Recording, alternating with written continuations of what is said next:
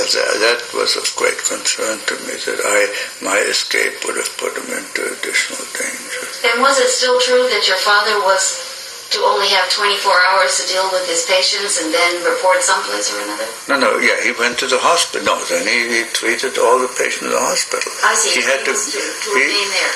Yes, he was, like a house arrest, right? He lived in the hospital and took care of the patients in the hospital.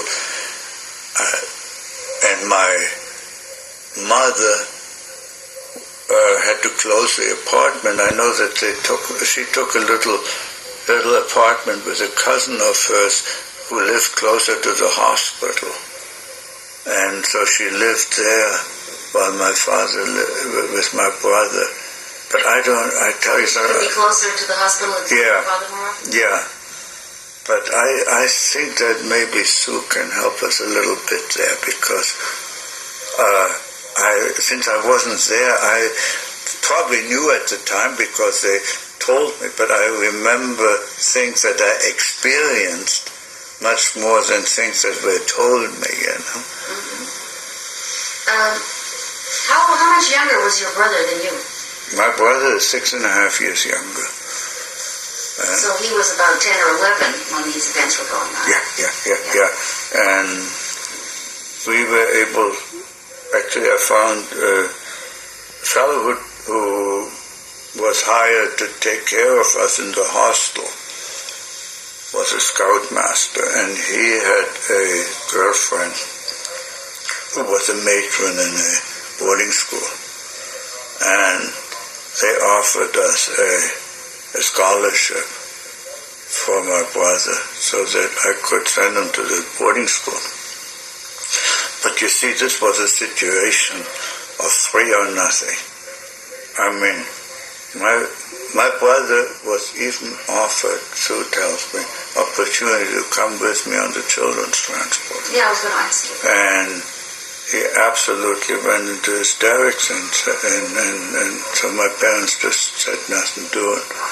And I knew that my parents wouldn't split up, so I had to get all 3 of them out, or nobody was going to come out, because my brother wasn't going to leave my parents.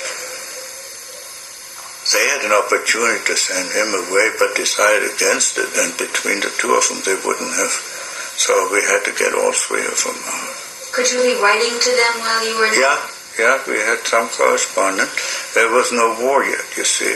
So as long as there was no war, the war wasn't on yet.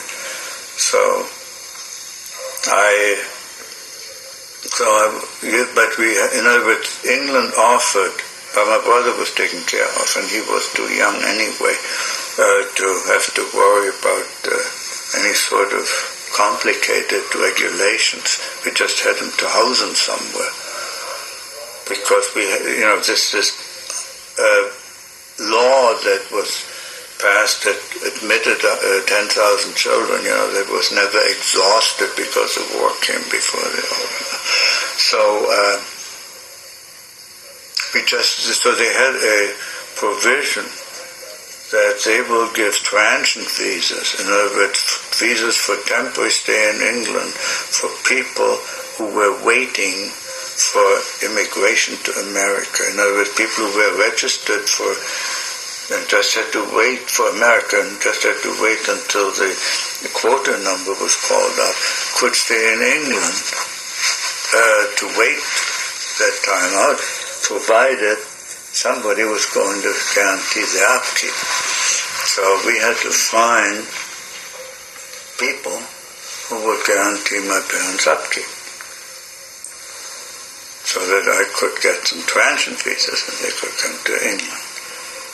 So there was one weekend, a couple of men came up from Manchester who were in the textile business, and they were the uncles of one of the guys in our hostel. And they said, well, look, his name was Merkel, I remember Merkel. And they said, well, I don't know his first name anymore, but we're prepared to bring your father out of Germany. And he said, well, I've father got out already.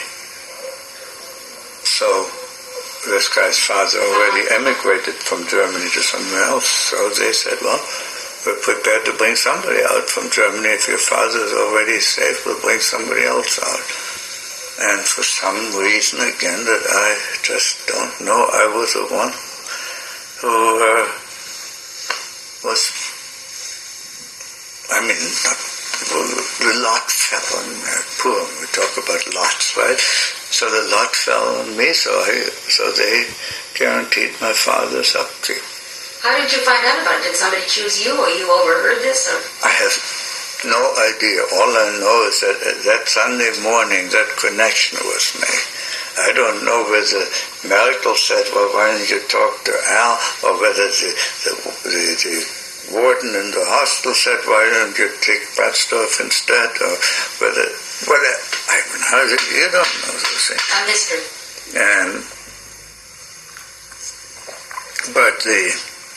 And so now I had to worry about my mother. So there was a woman on the refugee committee, Miss West, who was a mayor of a little village of Korf Castle, which was about 20 miles out of town. And she said, leave it to me.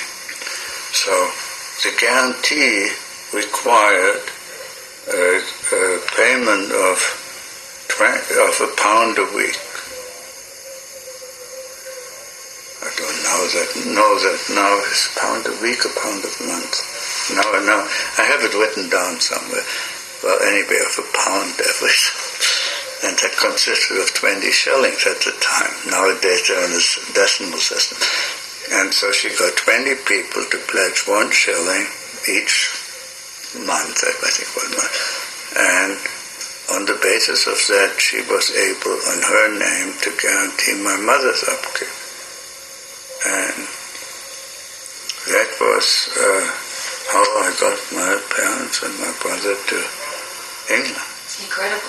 And your brother came on the Kindertransport, in fact? No. They all three came together then. And then my brother went to the boarding school, and we got a little one-room apartment for my parents. And then my mother taught voice, and my father taught English, so they made and I made a little money from a waiter job, and so we were able to manage. So your father taught English? His English was that good? No, he taught German. Oh, German. Sorry, did I say English? I'm sorry, no. There had some people who wanted to learn German, and my mother taught voice a little bit. Could she speak English? Well, they all learned English, of course, when they were preparing to go to America, so for better or for worse, they all spoke English, and the longer they spent in an English-speaking country, the more their English improved. How far away was your brother in the boarding school? Oh, it was all in the same area. Oh. Yeah, we were all within 40 miles of each other. That was very lucky, too. And then, of course, once the war started, of course, nobody came out of Central Europe anymore, so then the numbers were called because the quota opened up, because it was, and so then as soon as our quota was called, our residence permit expired automatically because it was conditional, you see. And although I didn't come, I could have stayed in England. But my father insisted that, unfortunately, that the family should stay together, and prevailed upon me to come along to America. I didn't really feel like it because I had just gotten a very good job. But as I said, he prevailed upon me to come along to America, so we came over here. What kind of a job did you get? Well, I wasn't satisfied with the hotel trade, and as I said, that's the only trade you could get into without a work permit. So And this was a kind of catch-22 situation. You couldn't apply for a work permit unless you had a job and the fellow would certify that he really